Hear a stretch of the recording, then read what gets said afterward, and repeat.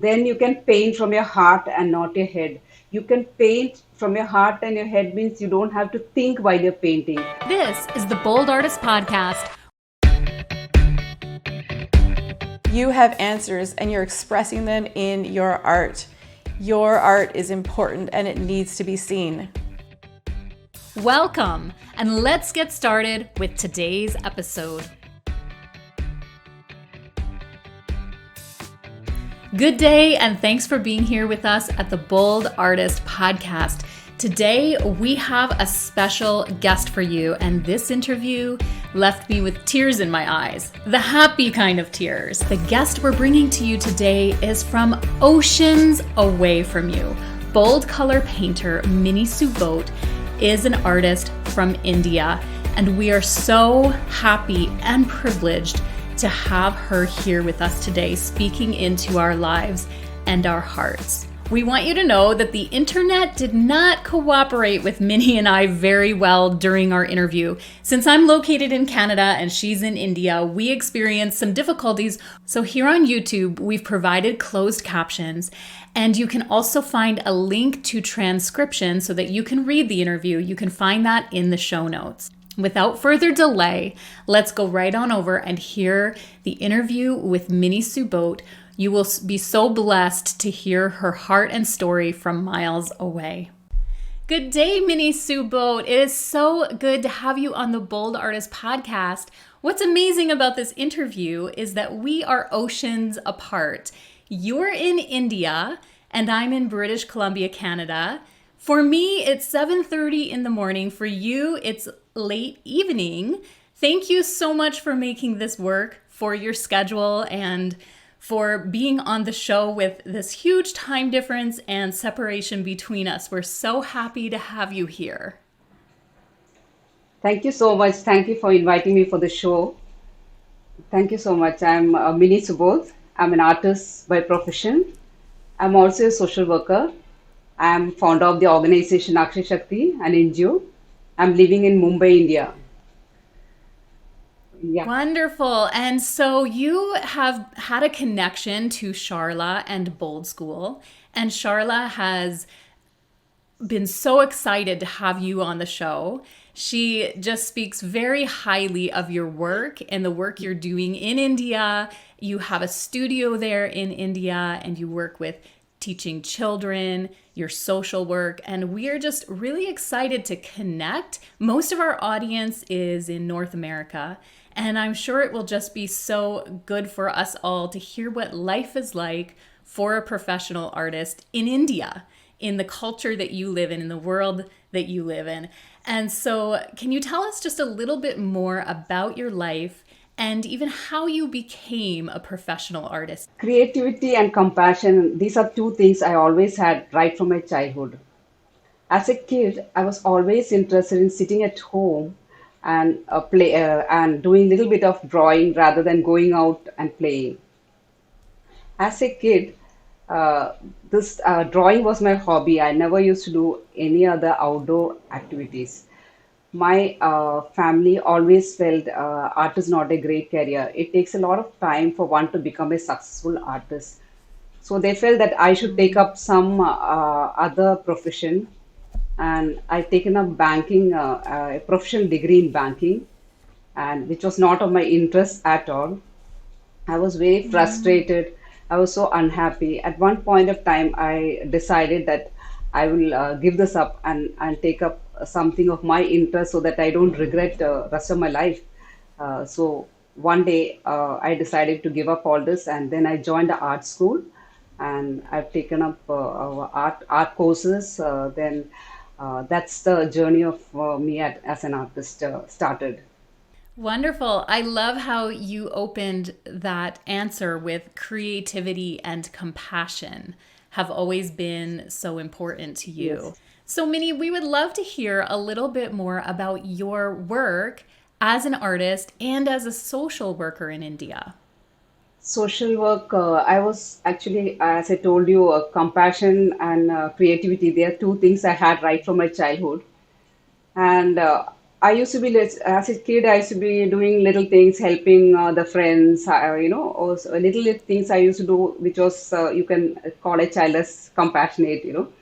But as I grew up, I was having this like somebody had invited one of organization invited me to conduct a workshop for the cancer affected kids of Mumbai hospital in Mumbai. So I had gone to teach Varli painting, which is a tribal art in Maharashtra. So I went to teach 100 kids were there. So they were cancer affected, and it was really touching to see them going for the chemo injections, coming back again. They are smiling when they are painting. At the end of the workshop, I asked those children, "Can you all close your eyes, think of something, and just reproduce something which comes from your mind? Can you do it only?" On a paper. So I could see most of them have done a house with a mother and a child. So I could understand. It's a thought that all of them want to go home. That's what they wanted, and I was really touched by that, and I started going most often to these kids and teaching them painting and drawing, and I keep doing that for them, and this is something I'm telling 10 years back, and then eventually my with my like-minded friends, I formed the organization Akshayashakti, which works towards education, empowerment, and health.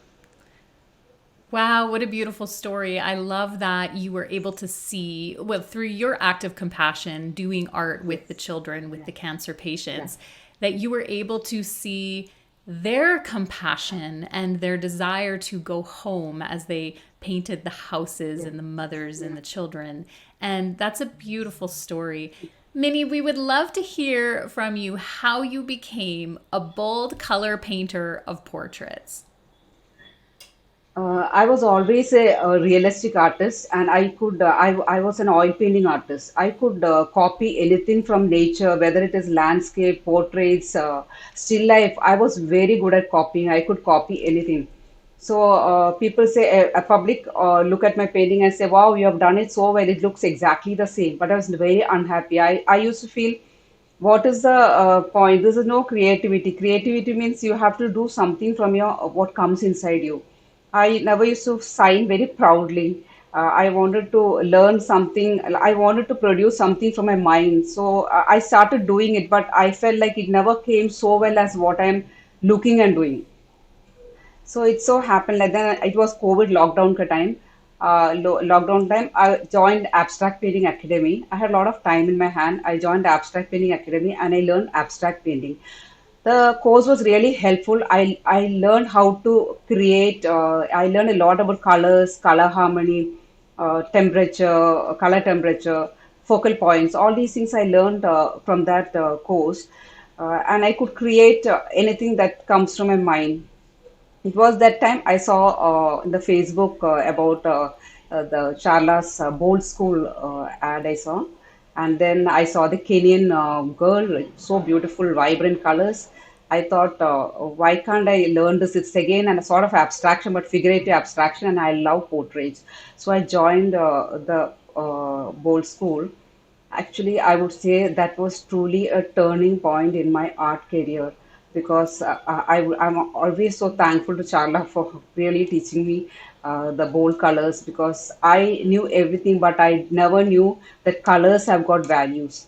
That was a key, that is really a turning point. Once Charla said all colors have got values, everything opened up for me. I knew I can create anything that comes in my mind now. I don't have to copy now. I can make on my own any painting. So that's how I became a bold artist. And I would always say, I after joining the bold school, I received a national award and two international awards.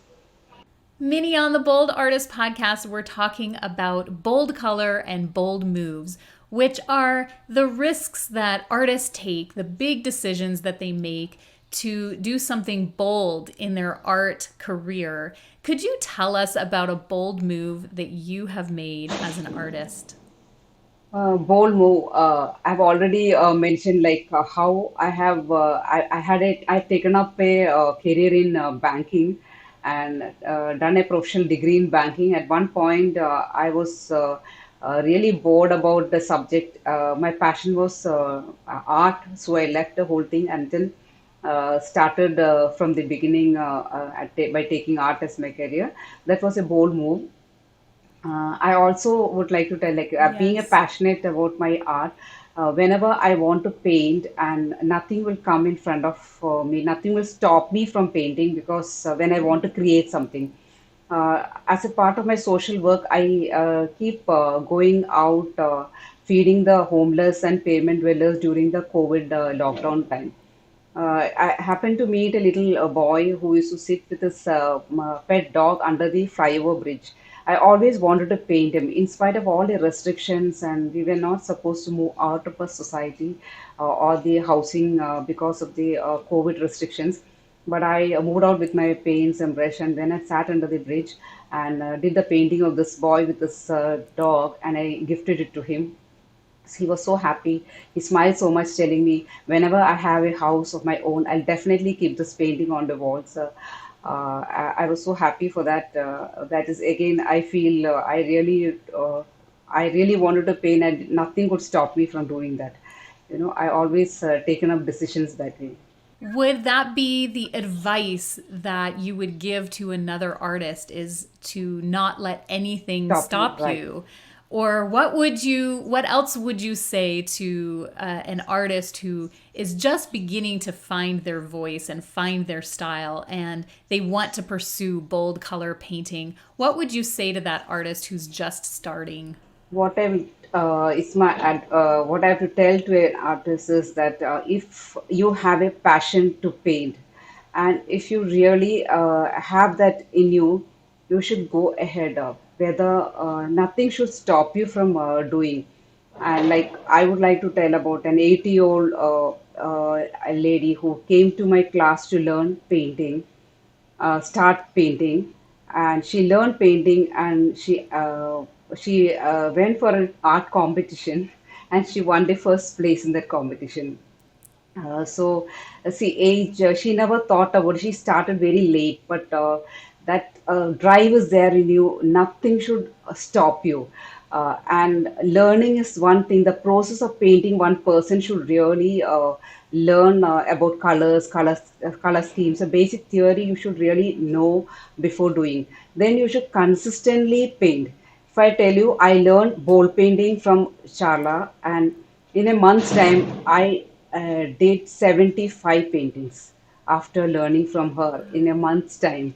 So you should Wow. consistently do, and then you can paint from your heart and not your head. You can paint from your heart and your head means you don't have to think while you're painting. So as you think, obviously you become fearful and your creativity stop. So it's very important to reach that stage and start creating with a lot of pleasure and happiness instead of thinking too much. When you think, your creativity stops. So paint from your heart and not your head. That's what I would tell. Wow. Wow, I love that advice, to paint from your heart and Yeah, not your head. And I have felt that too, that when I'm thinking too much about what I'm doing, that I don't enjoy it as much. right, right. And so when we learn and practice, we Charla often says that we automate those skills into our Right, right. creativity, and I love that you brought that up Yeah. today with us. Minnie, what attracted you to painting faces in particular? I love painting faces because I love the expression. I love the eyes. I'm able to reach a person's mind through the eyes, and I love that expression. I'm able to do and bring it in on a painting. And I think once you paint that right expression of the face, it catches a viewer's attention so much. Minnie, would you share with us a little bit about the process that you use in your paintings, how you approach your palette and your canvas? Once I decide upon my subject, I normally think about a subject which is really, really interesting for me. Once I think about a subject, actually close my eyes and think for some time. I just try to visualize how my painting is going to look, and then I think what how it's going to look, and then I study a bit about how the light shadows are going to come on the picture and how the values come. Once I study the whole thing, then what I do is I prepare a gray color palette, a gray color string I prepare. Then I start blocking in the color on the palette, and sorry, on the canvas with the gray color. So I get all the values right on my canvas that time. So once the gray value is set on my canvas, next thought is now I have to find my color scheme. I might go for a triadic color scheme, which is one of my favorite color scheme, or tetradic, or maybe complementary color, whatever I decide upon my color scheme. And then my next thought is which is going to be my dominant color in my painting.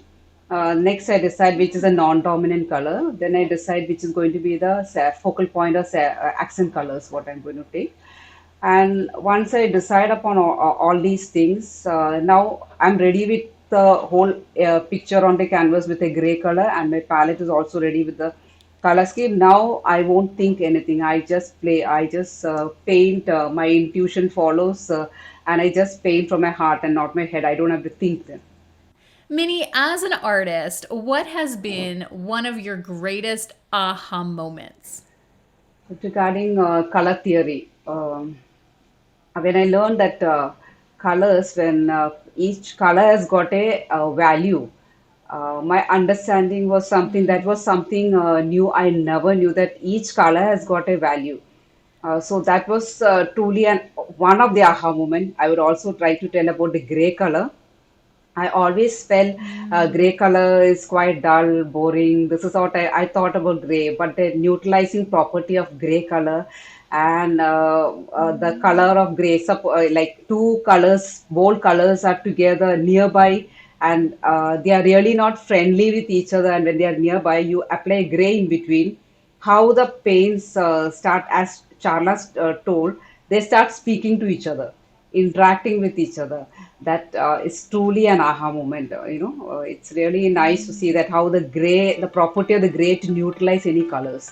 So that is how vibrant colors you put in your bold painting. Bold painting, the grays come in between. It just start interacting to each other, and it's really nice to. It's really truly an aha moment for me. Minnie, I can't thank you enough for being on the show, on the Bold Artist podcast. We've had some interesting internet glitches doing this over the ocean. We have started our call about 7 times and you've been very patient in reconnecting with me each time to finish the questions and share more about your life, your heart, and your work as an artist in India. Thank you so much. Thank you so much. Thank you so much. It was really nice. Thanks for listening and watching today, everyone. I feel so blessed and privileged to get to hear the heart and life stories of artists around the globe, artists who have the desire to help others, to reach out of their comfort zone, to be bold and to be brave with their talent. And so thank you again to Mini Suboth for being here with us, even though we had all of those internet glitches. Following the show, we got an email from Minnie reaching out and expressing gratitude towards Charla, my co-host, for all that Charla's done through offering painting classes at Bold School. And Minnie also went on to share with us in that message. I want to read to you what she said. She said, "I've sold a lot of my bold paintings and the entire proceeds have been utilized to feed the homeless, pavement dwellers, and the needy COVID patients." Minnie, thank you for sharing with us. We're so blessed to have you as part of the artist community. I want to remind all our watchers and listeners that you can find us on Instagram at Bold Artist Podcast. You can leave us messages and even topic ideas there. We'd love to hear from you. Until next time, keep creating.